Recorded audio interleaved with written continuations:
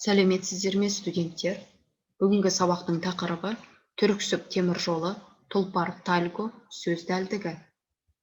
Сабақтың мақсаты әртүрлі графиктік мәтіндердегі мәліметтерді талдау, негізгі үдерістерді анықтау, жазба жұмысын абзац пен бөліктерге бөлу, ойын дұрыс жүйелеп жазу. Бағалау критерийлері: әртүрлі графиктік мәтіндердегі мәліметтерді талдайды, негізгі үдерістерді анықтайды, жазба жұмысын абзац пен бөліктерге бөледі, ойын дұрыс жүйелеп жазады. Студенттер, мына суретте не бейнеленген? Суретте темір жолы және алғашқы пойыз, сондай-ақ қазіргі пойыз бейнеленген. Жалпы темір жол дегеніміз не? Темір жол рельстермен жүретін жүктерді және жолаушыларды тасымалдайтын көліктің бір түрі. Темір жолдың дәлме-дәл мәні жер бетіндегі рельстермен жабдықталған қатынас жолдары және жөніндегі құрылыстары. Алғашқы темір жол ежелгі Грекияда Коринф қаласында пайда болған екен. Жол 6 километр ұзын әктастан құралған ор болған. Вагондарды жылжыту үшін құлдарды жұмсаған болатын. Орта ғасырда Еуропада ағаштан жасалған темір жолды шахталарда кен тасуға пайдаланған. Жылжитын күш адам және мал болған еді. Темір жол көлігі 19 ғасырда ірі өнеркәсіп орындарының ашылуына, әсіресе кен қазып, металл өңдеудің дамуына байланысты пайда болды. Қазақстан жеріндегі тұңғыш темір жол магистралі 1894 жылдың 25 қазанында Покров Слободасы Орал-Тар табанды темір жол телімінің құрылысы аяқталғаннан кейін ашылды. Осы жолдың 130 шақырымы қазіргі Қазақстан жері арқылы өткен.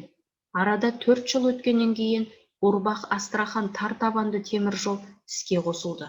Мұның да 77 шақырымы Қазақ даласын басып өтті. 1901-1906 жылдары Қазақстан жерінің 1660 шақырымдық аумағын алған Орта Азия мен Ресейдің орталығын қосатын Орынбор-Ташкент темір жолы салынды. 1926-1931 жылдары КСР-ның ірі құрылыстарының бірі Орталық Азия мен Сібірді қосатын Түрксіб темір жолы салынды. Осы темір жол жайлы бейнероликті тамашалап назар аударуларыңызды сұраймын.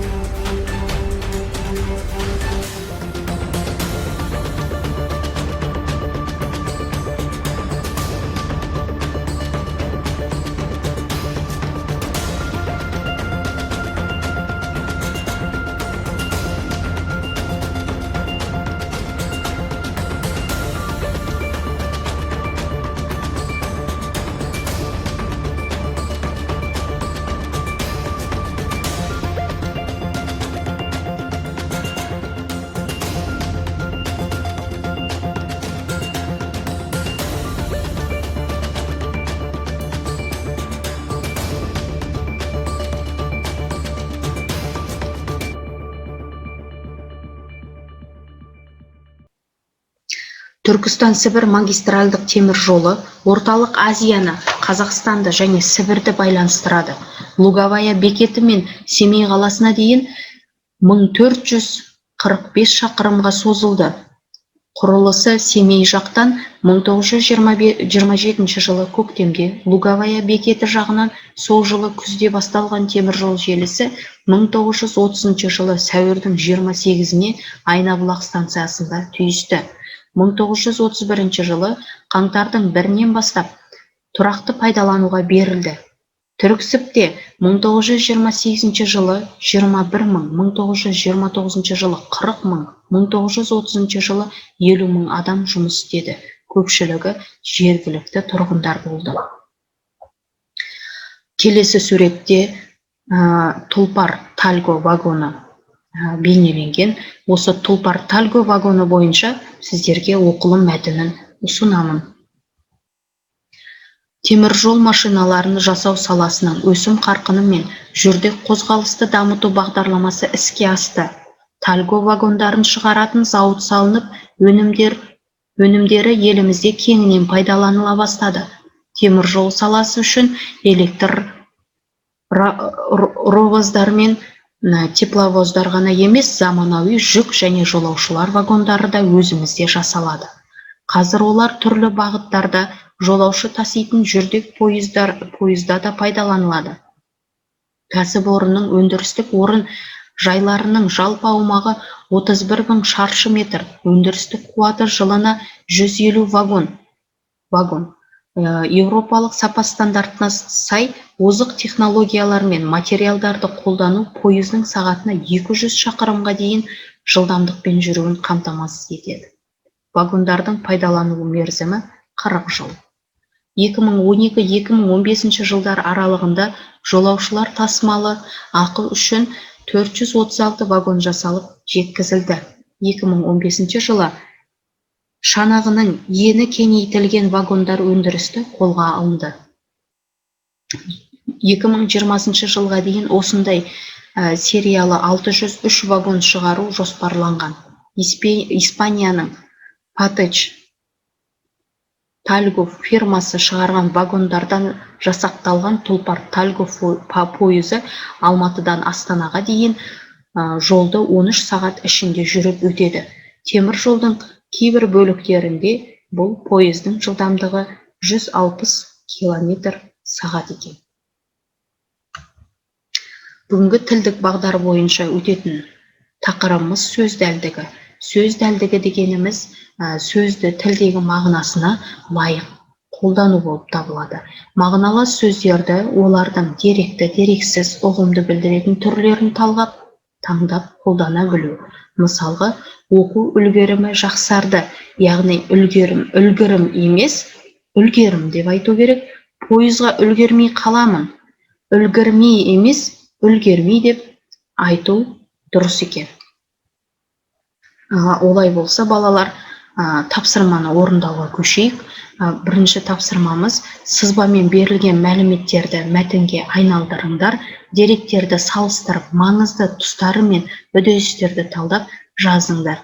Яғни, сіздерге мәтін берілген, мәтіннің ішінде диаграмма берілген, сол диаграммаларды сөйлемге айналдырып жазып шығасыздар. Мінекей келесі беттеде диаграмма және соңғы беттеде диаграмма. Осы диаграммаларды сөйлемге айналдырып жазып шығасыздар. Келесі тапсырма мәтінді бағытталған оқу әдісімен оқыңдар. Мәтіндегі ақпаратты кесте, диаграмма, сызба, шартты белгілермен беріп көріңдер. Яғни жоғарыда оқылған Тұлпар-Тальго бойынша мәтінді тағы да біраз оқып шығасыздар. Осы тапсырманың шартымен орындайсыздар. Тапсырмамыз жағдаяттық тапсырманы орындаңдар. Өздерің жолаушылар тасымалы ақы қызметкері деп елестетіңдер. Жолаушылар пойызы 30 минутқа кешігуде өз әрекетіңді көрсетіңдер. Бүгінгі сабақта не үйрендің? Сабақ бойынша қандай сұрағың бар? Яғни, осы сұрақтар бойынша 1-2 сөйлем жазып жібересіздер. Осымен сабағымыз аяқталды. Назарларыңызға рахмет. Сау болыңыздар.